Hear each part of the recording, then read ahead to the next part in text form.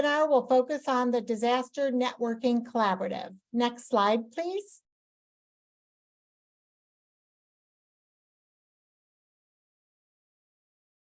You can see our objectives today. We want to clarify for you why this collaborative is so important. We want to help you learn how to form a robust and engaged team and register if you haven't already done so. We want to talk a little bit about the priorities and the change strategies and how you can figure out what your children's hospital might want to focus on in terms of change, whether you are completely and fully prepared or just starting to think about pediatric preparedness. And lastly, we want you to become a champion for the Disaster Networking Collaborative yourselves and encourage other children's hospitals to register. Next slide, please. So please feel free to introduce yourself and tell us where you're from in the chat box. Nursing professionals, you must do this. Continuing education credits are available for you. So if you're a nurse and you would like credits for this webinar, please identify yourself as an RN or a nursing professional in the chat box. Please stay till the end of the webinar and we'll give you access to a link or a QR code so that you can get your credit. You can see that we have a Q&A box too. So if you have questions along the way, feel free to ask and we'll be happy to answer them. We'd rather have you ask a question than have you thinking about something but not letting us know what it is. The speakers will either answer the questions throughout the presentation or during the Q&A session, depending upon how our timing is going. This webinar is being recorded. The recording and the slides will be posted online on the DNC website landing page. Just a reminder that our first collaborative session is September 19th from 2 to 3:30 p.m. Central Standard Time. And we would like representation from all registered teams, probably more than not just one person. If you can encourage as many people from your team as is allowable, depending upon staffing, that would be great. And then you'll notice that the first collaborative is on the third Tuesday of the month, but every other collaborative, October 23 through June of 2024, are on the second Tuesday of each month at the same time, Central Standard Time. Next slide, please. You can see our distinguished presenters today. We are grateful to each and every one of them for the time they put into planning this collaborative and this webinar. And we're welcoming Ron Hayduk, who is a nurse. Each presenter will introduce themselves and tell you a little bit more about their perspective and background as they speak. And I'd like to turn it over to my friend and colleague, Brent Kasny. Dr. Kasny? Hey everyone, welcome. My name is Brent Kasny. I am the Medical Director of Emergency Management here at Texas Children's in Houston, Texas. But I'm speaking with you today as the co-lead of the disaster management domain of the Pediatric Pandemic Network and someone that's been very involved with the collaboratives group of the PPN putting together this disaster networking collaborative. I think what we really just want to highlight is what we're hoping we can accomplish through this collaborative and just thinking about the unique role that children's hospitals play in our communities. We know that children's hospitals are viewed as a resource and that many hospitals in our neighboring communities, including those that are critical access or in rural areas, view children's hospitals as a very valuable resource, many of which think of in their disaster plans the children's hospital as the end landing site for children that are impacted by a disaster. But how are we engaging with them in a meaningful and impactful way as we think about what would occur in our community related to a disaster, whether it be a regional event or something global like the pandemic? Next slide, please. So thinking back to this last winter the respiratory viral surge that occurred in the winter of 2022 to 2023, I think highlights exactly what we mean in this vein. Thinking about kind of the fragile state of children's hospitals on a good day and the multifactorial problems that contributed to the overwhelming sense of urgency at both children's hospitals and community hospitals in our regions as they were overwhelmed with high census and high acuity children. But who's there to really help, and who are the ones that should be assisting them and ourselves become better prepared for events like this and other events? Next slide.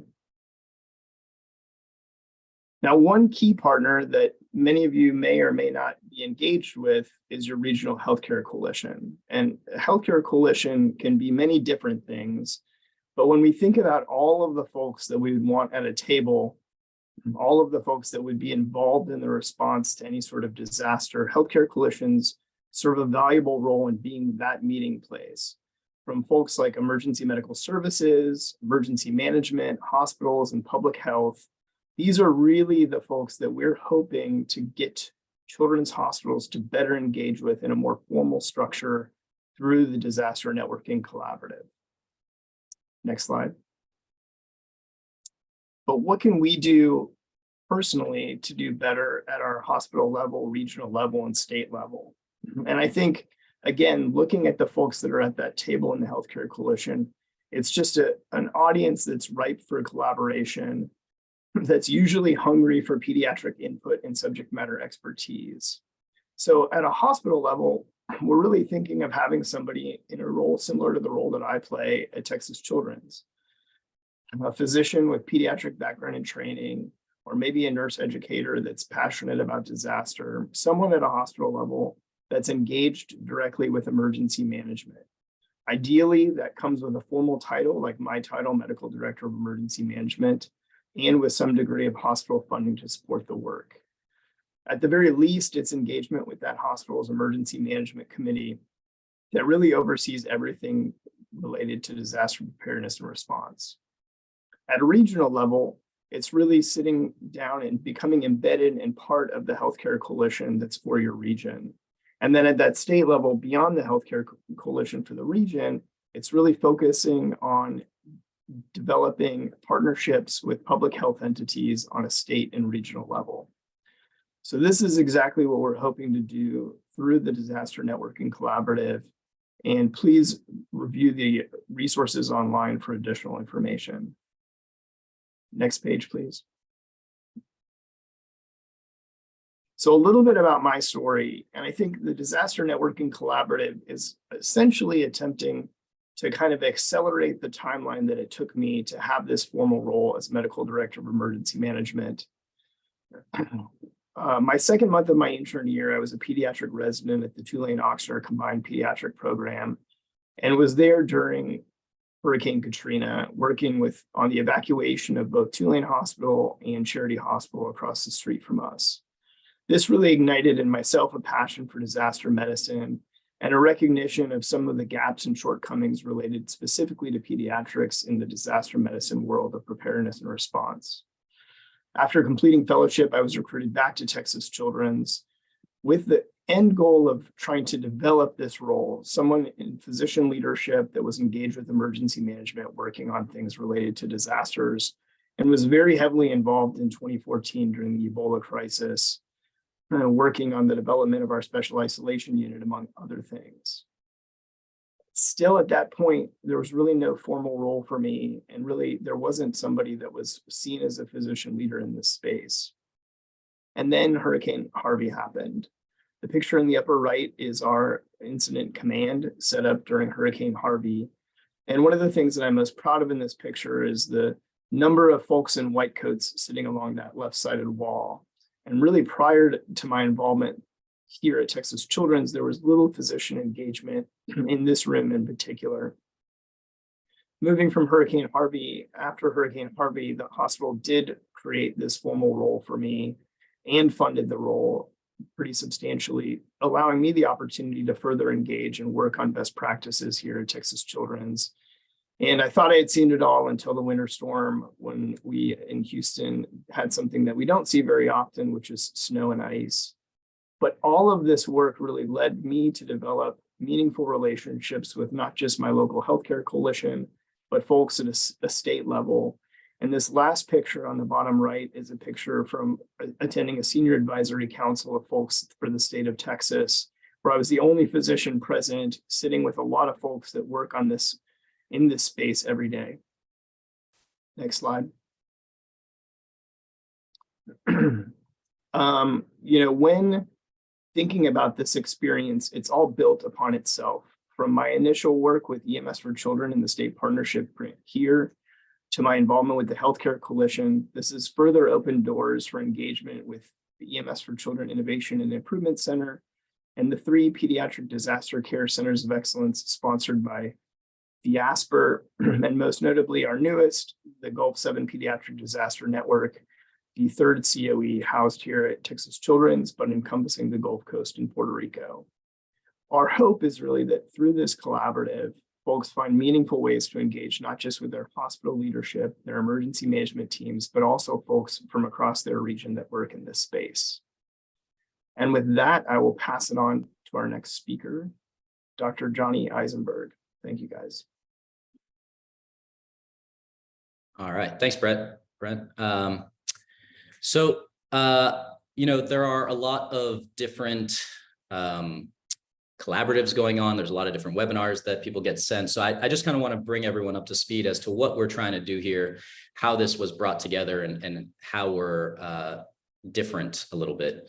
So I know that a lot of people are on different AAP, ACEP, state, local, regional groups. So this is a national group. It was brought together by the PPN, and this is truly a collaborative in how it was formed, in that we really utilized the subject matter experts and the folks from our initial planning sessions to bring together some foundational content to really figure out what people need and what people are looking for. And our main goals are to put together actionable information and actionable details where a team from a hospital can learn from the subject matter experts that we'll be utilizing, and then from each other from different hospitals, so that we're creating a network of consistency. So the first goals are really to formulate a consistent and standardized idea of who should be involved in disaster planning and what their respective roles entail. And that's team modeling, expectations, training and education. And one of our next speakers is going to go a little bit more into who is on that team. But that is one of our main goals. Our second goal is really to help show value to this work, similar to what Brent was talking about, where we need to show C-suite that we are both important, vital, and ready at all times. And through broad collaboration and some data tools, we should be able to prove that housing a disaster team makes fiscal sense. And that can serve as a negotiating tool for those attempting to gain FTE or title. And then the third goal is really to start the conversation for those newer into the field with your local disaster partners. There's been a longstanding relationship around this, but we really want to make sure that everyone is engaged and is able to take on a leadership or liaison role within their children's hospital, so that we're creating a stage where we can be the voice of the children's hospital and of children in our area. One of our PIs used the term lead from behind, which I really like. We don't need to be in front. We don't need to be the actual leader in the region. We need to be the expert for pediatrics and pediatric disaster readiness. So just to quickly go over what's on this page, I spoke a little bit about our goals to improve disaster management across U.S. children's hospitals. This is truly a QI collaborative in that we are forming children's hospitals from across the country. It's going to run from September through June, and they will be 90 minutes each session, 10 sessions each. And then the foundational content that I was just going over. I realize I did not say where I'm from. I'm from Dell Children's. I'm a pediatric emergency medicine attending, and I'm part of the QI Service Corps. All right, we can move to the next slide. So registration is very simple. It takes a couple minutes. Essentially, you are forming a team. People who are on this call can be the leaders of that team. You're going to compile some names, some email addresses. You will be offered the opportunity to upload a letter of commitment, and that will be on the next slide. It is optional. There is no specific requirement for it. And then your team leader will sort of be in charge of communicating with the team, registration, keeping project efforts on track. And then again, one of our next speakers is going to talk a little bit about the team members, so I don't want to step on his talk, but we can go to the next slide. So this is the letter of commitment. It's really to give the opportunity to engage with your C-suite and to show what you will be doing. Again, it is by no means a requirement, but it is a really good conversational tool. If you haven't really met your C-suite, or if you want to have something a little bit more formal to show them, this is a great opportunity. And I think something that would be a great start to the conversation with either your division chief, department chair, or someone within the C-suite. All right, we can go to the next slide.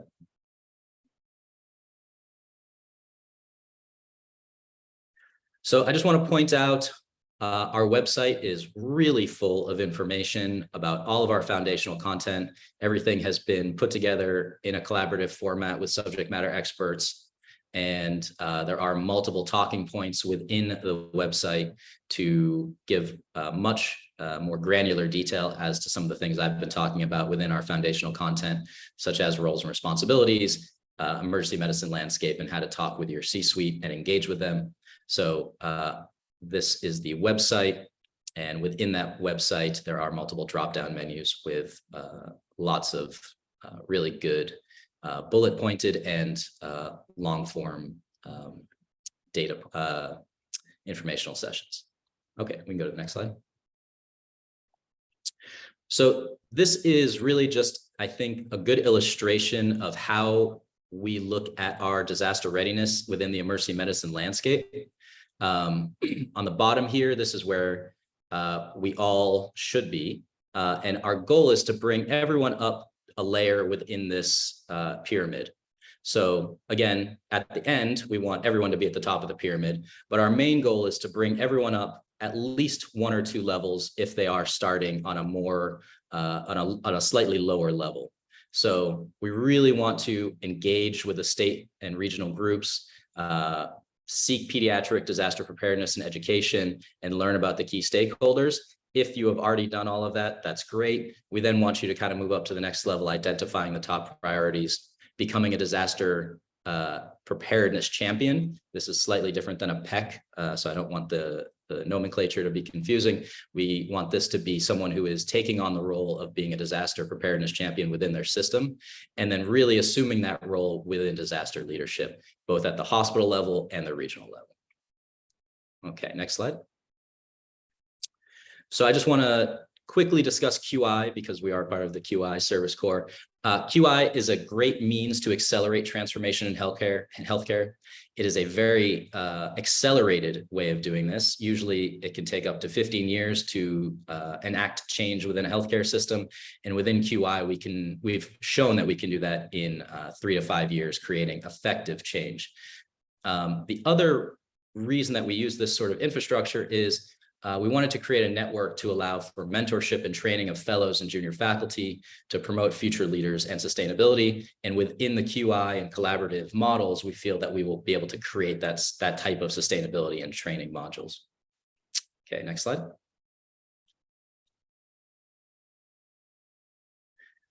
So this is just another way of showing sort of how we came up with a collaborative.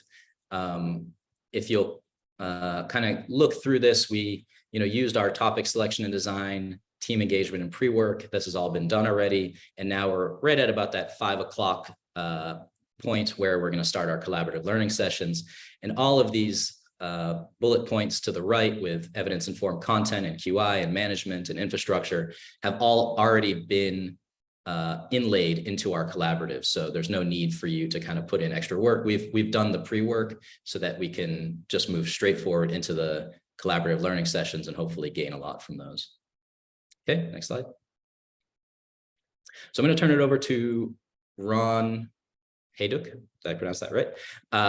Who is going to talk a little bit more about building a robust team. Thank you, I appreciate that. So, hey everyone, my name is Ron Hayduk. I'm the nurse manager at the University Hospital Rainbow Babies and Children's Pediatric Emergency Department in Cleveland. And I'm excited to talk to you guys today about building a robust team.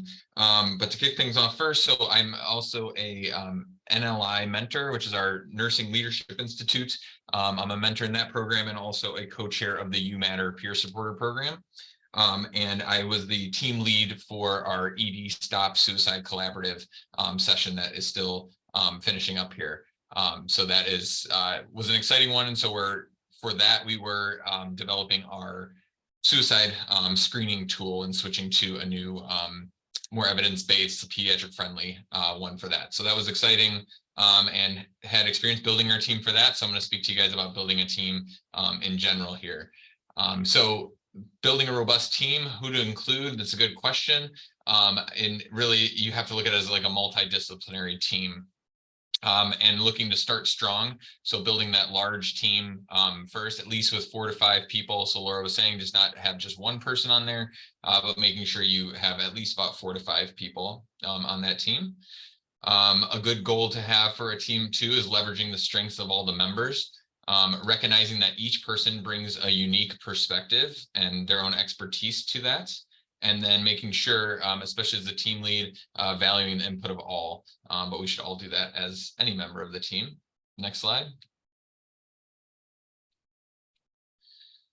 And so being a leader, serving as that team lead. So this is something that, we need to do. I need to do in my role daily as well, with different initiatives that come out and different things.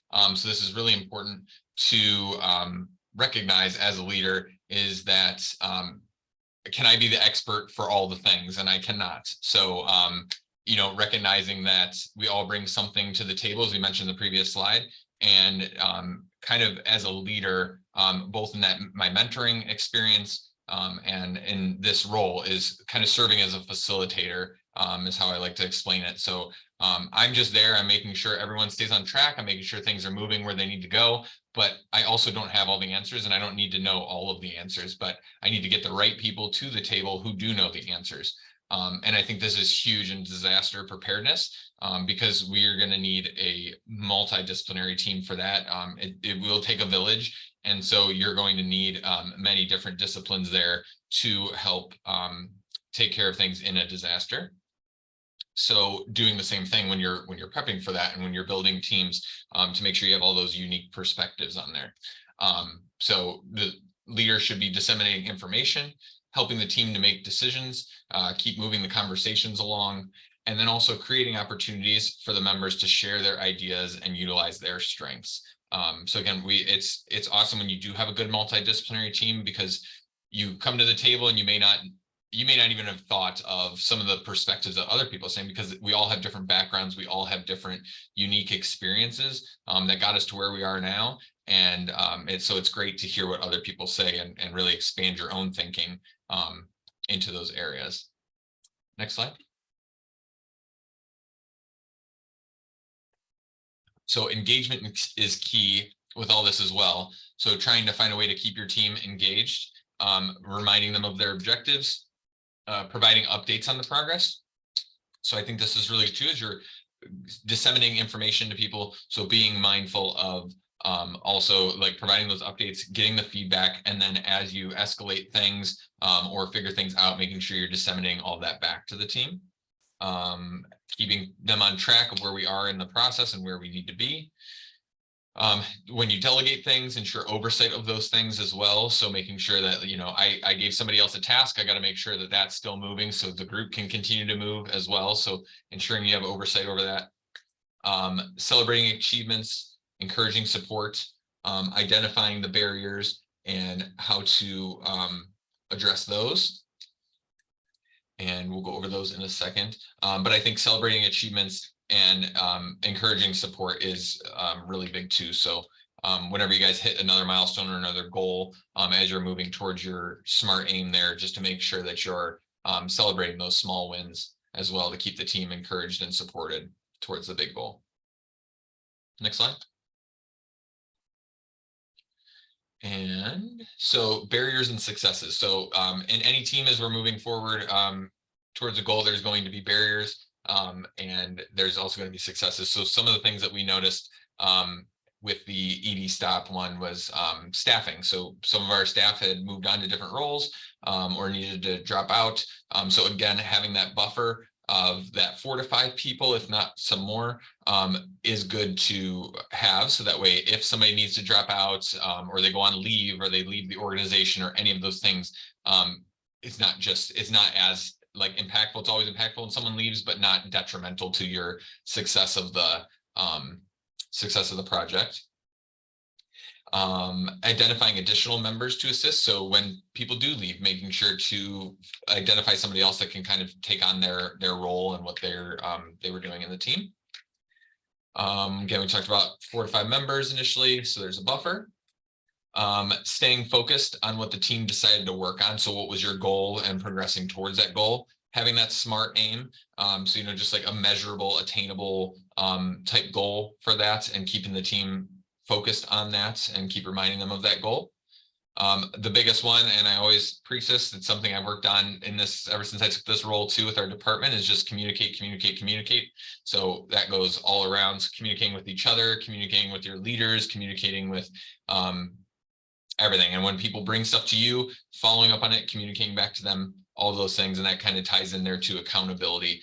So holding the team accountable, but also holding yourself accountable. So if you promise something, staying true to that promise. If you were responsible for something as part of the team, just making sure that you're accountable for that and carrying that forward.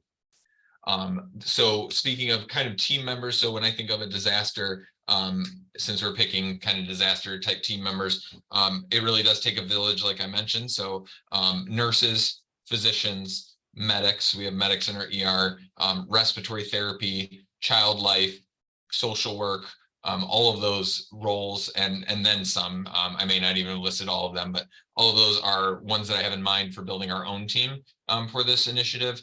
But that is something to look at. And in our department, we have a trauma disaster team. So trauma and disaster kind of go hand in hand. So we have a lot of engaged members of our team. And on that team, we do have nurses and physicians, paramedics, we have an RT. And so engaging that team too, and having some of those members participate in our bigger team for this was our goal for that. Let's keep that moving.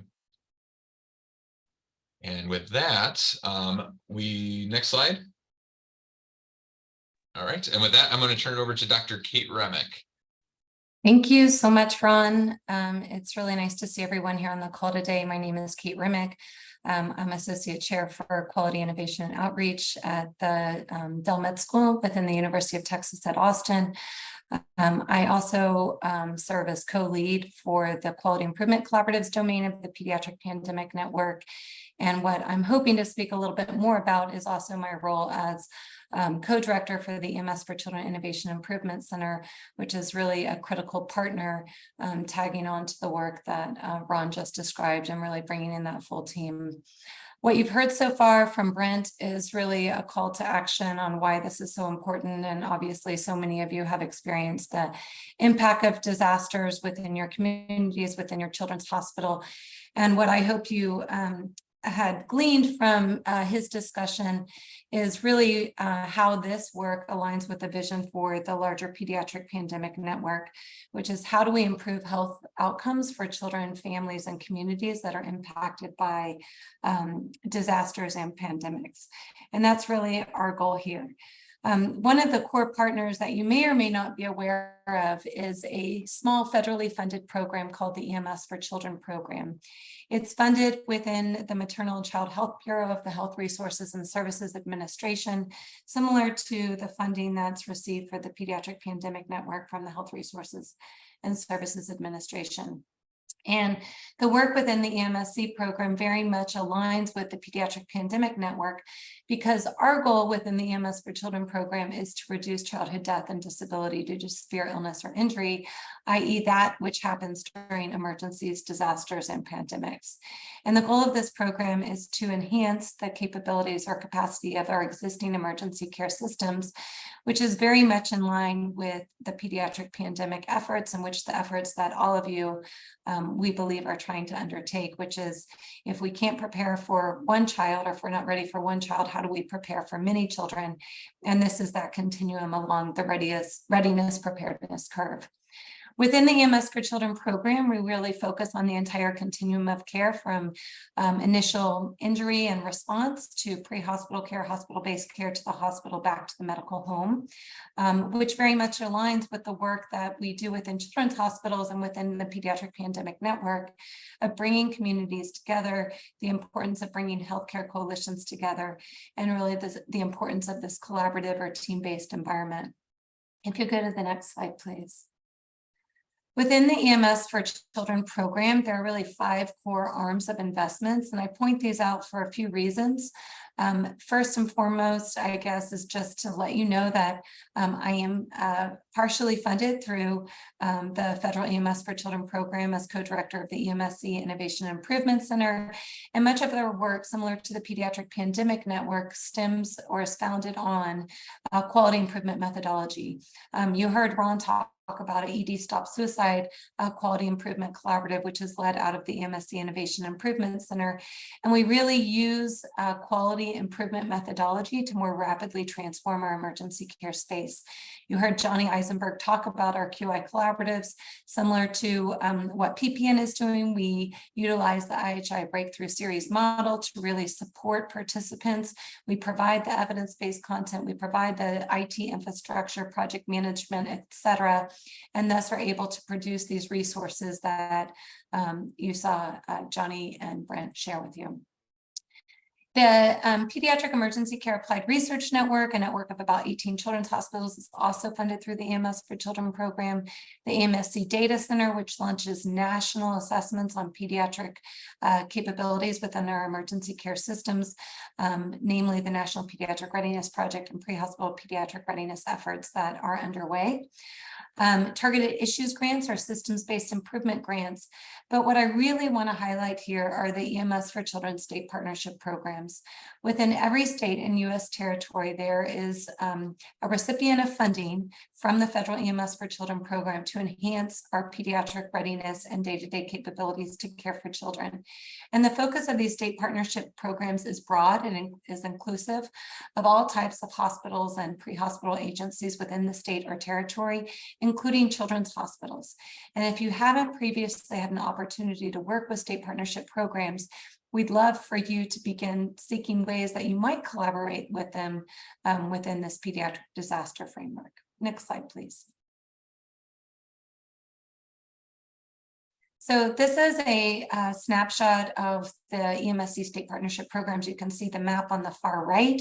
Those that are housed within academic institutions are highlighted in blue. Those that are highlighted in orange are those that live within state offices or agencies and are deeply embedded into the state-based programs and oversight of emergency care systems. Each of these state partnership programs are challenged to achieve certain federal or programmatic performance measures. That's called the EMS for Children performance measures. And just recently, these measures were released for the 2023 to 2027 period. And what I'd like to highlight is how this particular program is working also to ensure hospital disaster plans are better meeting the needs of children, and also EMS disaster plans are meeting the needs of children.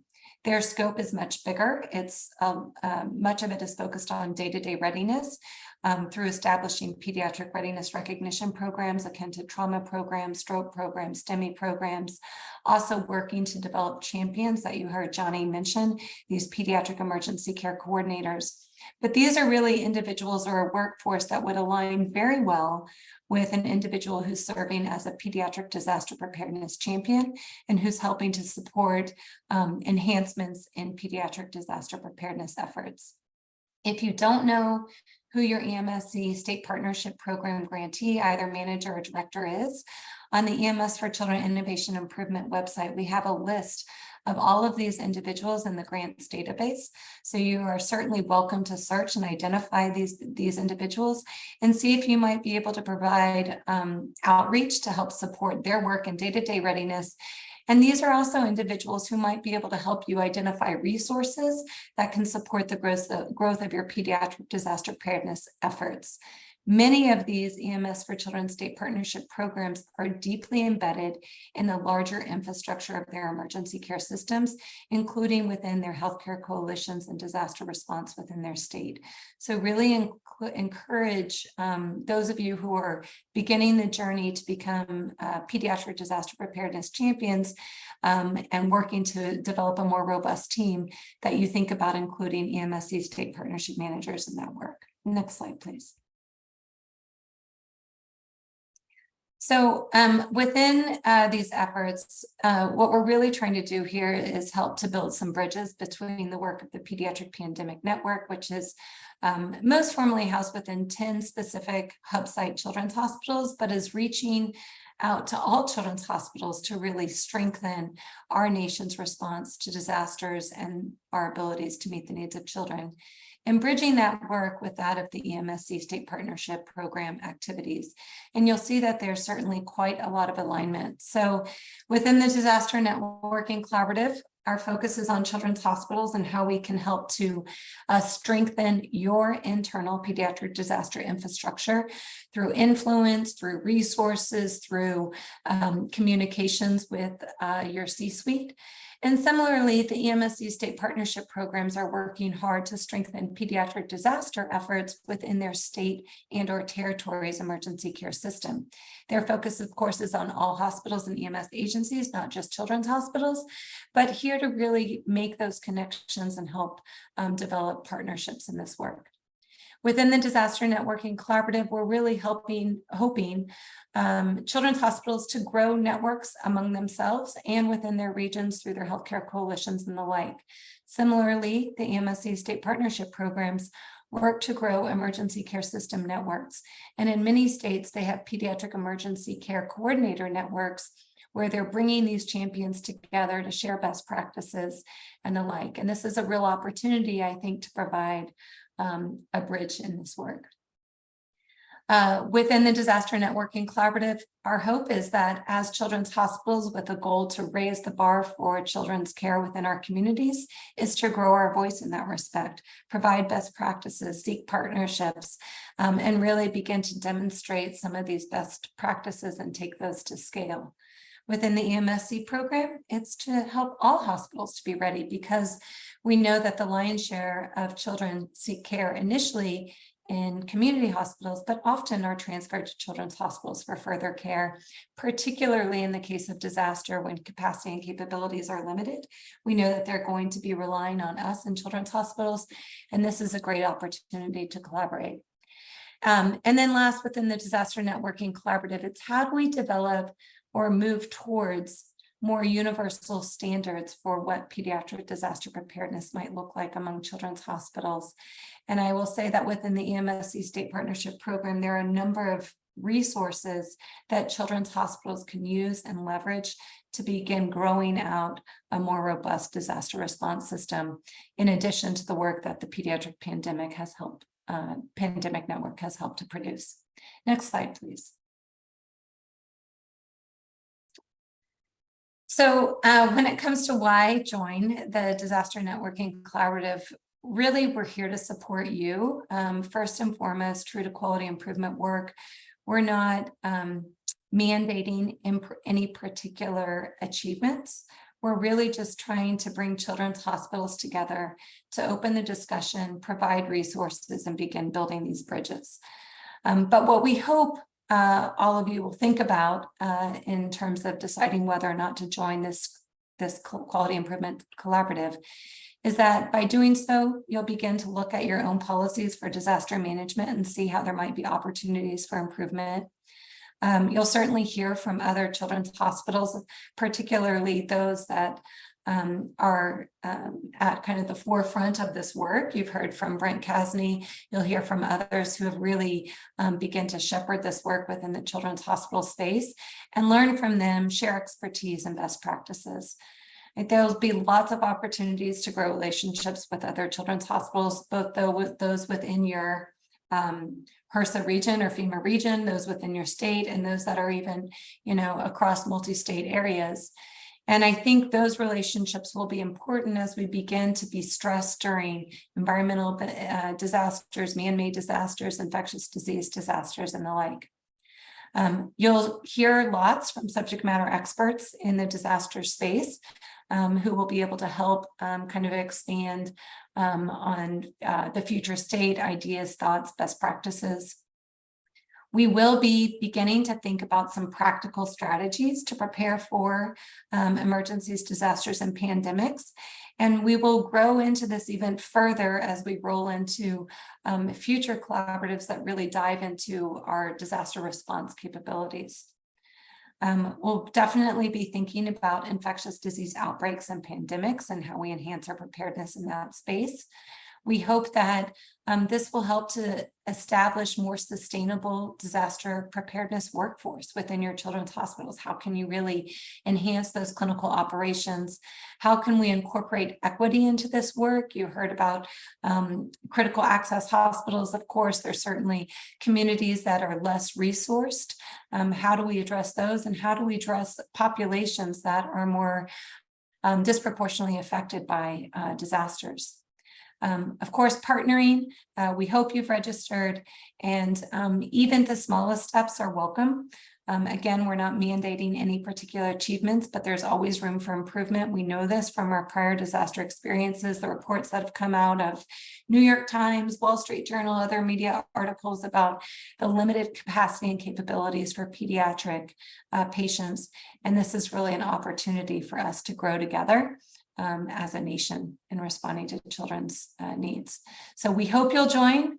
We're really excited to launch this, and we look forward to building bridges with the larger EMS for Children program as well. Turn it back to Johnny to answer any questions. Thank you. Thanks, Kate. That was awesome. So we have time for questions, and then I just want to put a quick plug in.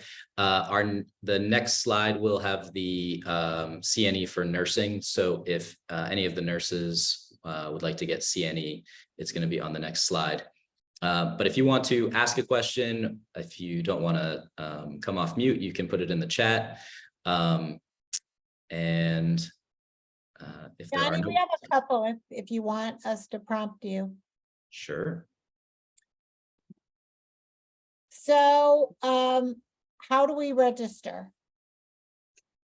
So registering is very easy. It is on the website. The PPN has a disaster networking link. Did you just put it in the chat? I will get to that. I can't switch screens at the moment, or Julie will get it in there. 2 seconds. I want to ask Kate a question while she's still here, because I know she has to leave. So Kate, we've heard a lot of acronyms. Could you just briefly explain the difference between the PPN, the DNC, and the DRC? Absolutely. So the Pediatric Pandemic Network is a network of 10 children's hospitals that were charged by the Health Resources and Services Administration to lead this work in bringing children's hospitals together and supporting them in best practices, growing resources, and really taking this first step towards enhanced pediatric disaster preparedness across the country. The Disaster Networking Collaborative is our first call to action in our charge to do that. And the Disaster Networking Collaborative is a mechanism for really bringing children's hospitals together to start the discussion, to begin to grow our teams and develop partnerships. On the heels of the Disaster Networking Collaborative, so beginning next year in 2024, we will be launching a second follow-up collaborative called the Disaster Response Collaborative. And this is really the second step. So the first step being who's on the team. Let's bring the team together. Let's garner the support of our hospitals to engage in this work, building that foundation. And the Disaster Response Collaborative is then to say, what are some initial foundational steps we can take to enhance our actual response capacity and capabilities? And within the Disaster Response Collaborative, we will have a number of optional focus areas, such as, for example, decontamination, reunification, evacuation, how to grow surge capacity, that participating sites can choose to work on collaboratively with support, evidence-based guidelines and recommendations for implementation. So that's really our goal. This is, we're starting small, starting with those foundational components, but we really help to develop a more coordinated, standardized response as we begin to move this forward. Thank you. I really appreciate that. There was a question in the chat about what do we do with the signed letters of commitment once we have them? Johnny, you can try to take that, and if you need help, let us know. Yeah, Laura, do you want to take that just because you probably know better than I do where forms go? I do, but I want to introduce my colleague, Julie Shelton, who is our QI, advanced QI specialist. So Julie, do you mind coming on screen and helping out with what happens with the letters? Absolutely. So when you click the link and you register, just a reminder, one team member, the team lead, registers your hospital. And then at the end, there's a space where you can put, or there's a place that it'll take you to the next page that you can upload and put in the information for your team members. So not each team member needs to register. Just one team lead registers your hospital and then puts the information for each team member in there. After the team members, there will be a place where you can upload your letter of commitment. You are not required to upload that letter of commitment. That is there for you to get that C-suite buy-in and to help you talk to them and have that conversation. We have a place for you to upload it so that we can see who is getting that letter. We would love to see that, but again, it is not required. So say you could, yeah, one more. Please go on, sorry.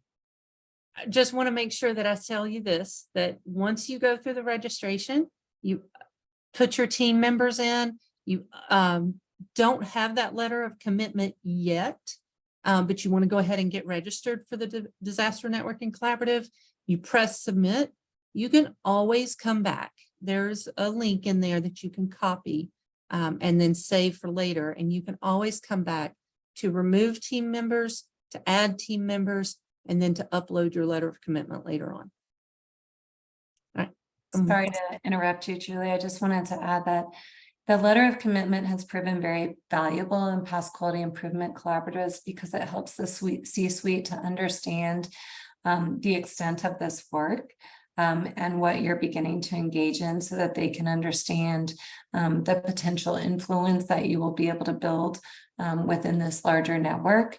And then it allows you key measures of performance and work that you're going to be doing so that as you begin this journey, you can report back to the C-suite and they're there to support you. I think in the world of pediatrics, we often take a more idealistic approach where we see a need and we act on it and we try to do this work and just assume others will recognize the benefit of it. But unless we actively communicate with our leaders, they may not understand the full scope and scale of this work. And it really forms the foundation in being able to create a more formalized role for yourself as a pediatric disaster champion. Thanks, Kate. Julie, here's another question for you. How many teams are there and how do I know which teams I'm joining in this partnership? At this point in time, we have 54 children's hospitals across the US in 27 different states. And if you go to our website, which we will put the link in there, I think that Dr. Remick has already put the link into their website.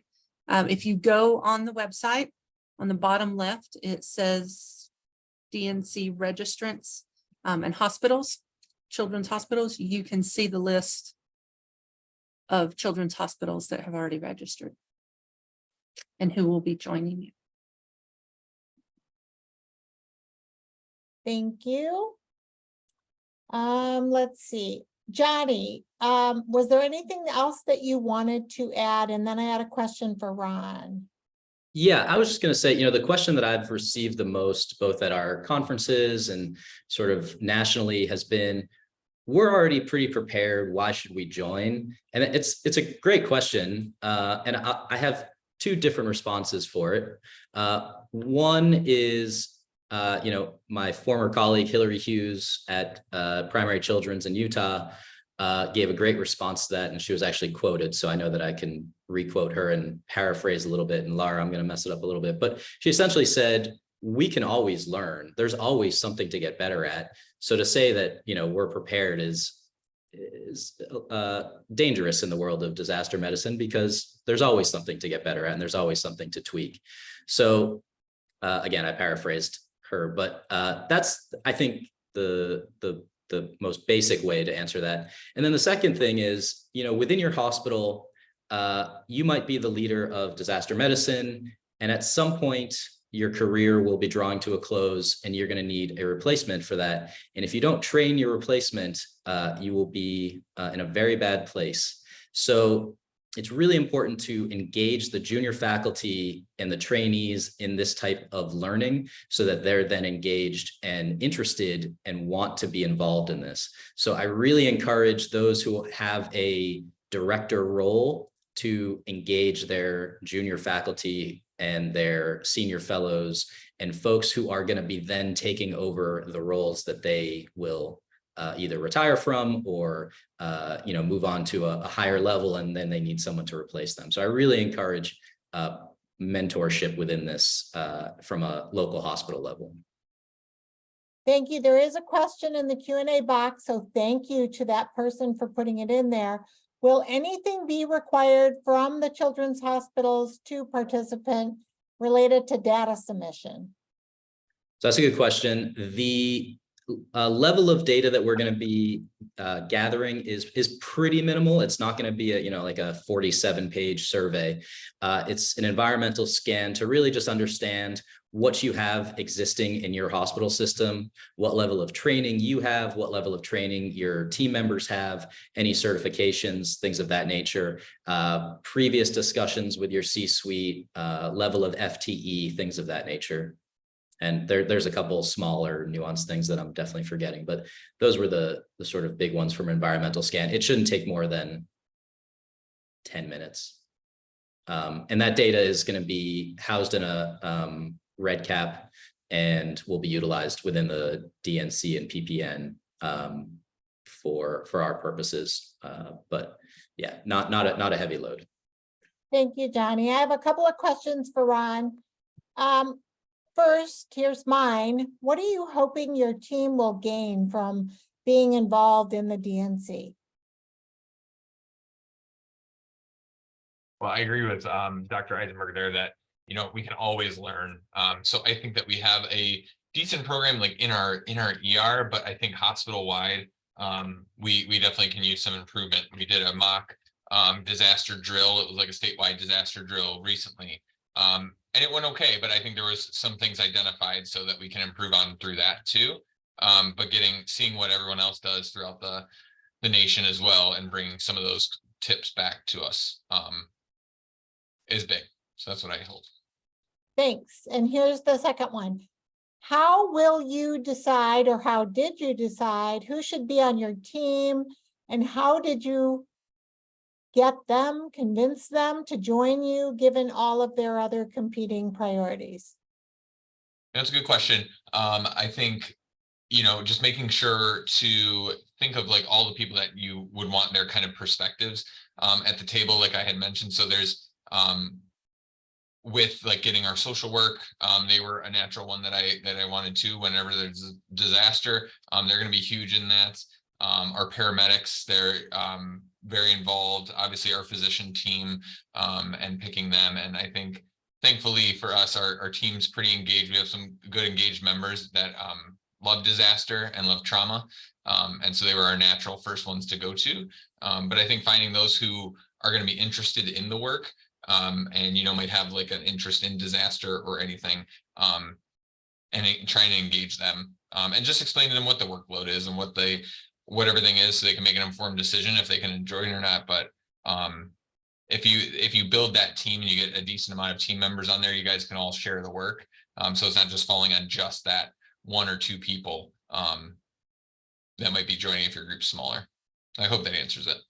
Yes, absolutely. Thank you. Kate, I know you need to run. Is there anything you wanted to say in terms of a final word? Well, I just wanted to respond to one quick question that was asked, which is about data submission or anything required from hospitals. And I just want to state that there's no protected data being requested as part of this collaborative. The work is really about implementing projects and sharing best practices. And we will be trying to track how people are doing with that, primarily so that we can support them. But there's no patient level data or any confidential protected data that will be requested as part of this collaborative. It's really just about supporting each other and sharing best practices. So hopefully that's clear. But thank you all so much for joining. We look forward to having you in the collaborative. If you have any questions, please reach out. Thank you, Kate. A couple of other things. If somebody makes an error during registration, or they register for the webinar and they wanted to register for the collaborative or vice versa, please reach out. I think Julie put our dncppn@austin.utexas.edu address in there, or you can reach out to myself, Laura Aird, or Julie Shelton at any time, because we can ask our colleagues that handle the red cap to fix the record. So don't worry if that happens, just ask. So there's another question, and it's a good one. And I have a partial answer for it. So does anyone have a medical director training curriculum? And the first thing that comes to mind is that I know that the American Academy of Pediatrics Council on Children and Disasters is forming a subcommittee of pediatric preparedness medical directors. So I don't know if there's anyone on this webinar that knows of a training curriculum, but if you do, please share it directly with Matt Butler, or you can put the answer right into the chat. Johnny, do you know of anything? I don't think there's anything formalized yet. Dr. Kasny and I have had recent discussions about the next steps for that. And I think it'll probably go through the AAP COCD, which is, again, a lot of letters. But, within the DNC, it will, there will be discussions as to the roles and responsibilities of the medical director and the emergency manager, and then the remainder of the support staff, and sort of how to formulate a team within the hospital. So there's not going to be a specific curriculum per se, but there will be a lot of dedicated time to exactly how to put that together. There was somebody in the chat. Yes, Kane has put some information in the chat. Oh, and yes, I think this is a good point, that there are disaster medicine fellowships throughout the country that are starting to pop up, and some that have been around for a number of years, like the Harvard Beth Israel one and UI. So I think from a academic standpoint, from a formal fellowship standpoint, there are a few, and then we will be touching on aspects of that. So I hope that answered part of the question. I know that there's a hand raised with Alyssa Lowe, if you want to come off mute. Good morning. Hi, everybody. Oh, I don't know if it's morning at your time. We're in Hawaii. My name is Alyssa Lowe, Trauma Program Manager for Kapiolani Medical Center for Women and Children. On here, I do have one of our pediatric emergency medicine physicians, Dr. DeRocco, and then our safety officer, Tony Miranda. So just wanted to ask, number one, is this going to be more disaster focused, like pandemic and infectious disease, or is there going to be any trauma focus? I am the trauma program manager. We wanted to know about if this will have trauma focused planning as well.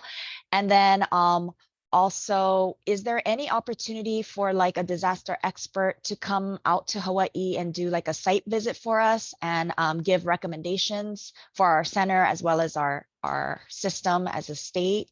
Is there any opportunity for that? So I can answer the first one. I would have to open the second one up to anyone else on the call who might want to take a trip out to see you. So the first question is, sometimes the name kind of throws people off because the Pediatric Pandemic Network really highlights pandemics. This was born out of the pandemic and has since really broadened its scope to everything. So trauma, chemical burn, really the all-encompassing nature of disasters, whether they're man-made or nature. So to answer your question, yes, this will cover everything. I would like to highlight the DNC is going to be a little bit more, the sort of initial collaborative will be a little bit more basic outline of your foundational content. And then the DRC, which is that next collaborative that Dr. Remick was touching on, will be a little bit more specific as to some of those questions as the trauma, chemical burn, reunification, a little bit more into the nitty-gritty of the disaster response. Does that make sense? Thank you. Yes. Julie, can you flip through the next 2 slides? And then I wanted to answer the person who asked about somebody to come visit Hawaii. I think it's important to know that the Pediatric Pandemic Network is made up of 10 children's hospital, we're calling them hub sites across the country, and they have various resources and initiatives, and they are reaching out to their spoke sites or other hospitals and agencies in their area. So I think that that's an opportunity perhaps for one of those PPN hub sites. And if you search for Pediatric Pandemic Network, you'll get to the homepage and you'll be able to see a map and information on the hospitals, or you can ask us and we can put that out there. The Disaster Networking Collaborative does not have that capacity, nor was it set up for that. I know we're over the hour, but we're willing to hang on if people have last minute questions that they needed to talk through. Other comments? Johnny, Julie, Ron? I was just going to touch on Alyssa Lowe's comment one more time. I think one of the things that we're really hoping comes out of the DNC is that collaboration, and for you to be able to ask any question to subject matter experts around the country. And right now, within the PPN, within the DNC, within our disaster management domains, we have so many experts throughout and so many people who are willing to answer those questions. And we have the IT structure database to have a format to ask those questions. So I think it's really great that people are asking those questions, and then we're really aiming and striving to have that foundation where people feel comfortable asking those questions, and they will get the responses they want and need. Thank you. So the DNC is part of the PPN, which is supported in part by HRSA, HHS, as part of cooperative agreements. And the content presented here is that of the authors and does not necessarily represent the official views of, nor an endorsement by HRSA, HHS, or the US government. Anything else that anybody wanted to say before we close for the day? Johnny, I missed whether or not you said that our large network also has links and ties to the ASPR-funded Pediatric Disaster Care Centers of Excellence. So that's another significant resource. On one of Dr. Kasny's slides, you could see the logos from each of those places. And the links to those websites for those ASPR Centers of Excellence are on our resources page. Julie, any final thoughts? I would just like to say we look forward to seeing everybody in September. We're really excited about this and we hope you join us. Thanks everyone for coming out. Thank you. So everyone who is not part of the faculty may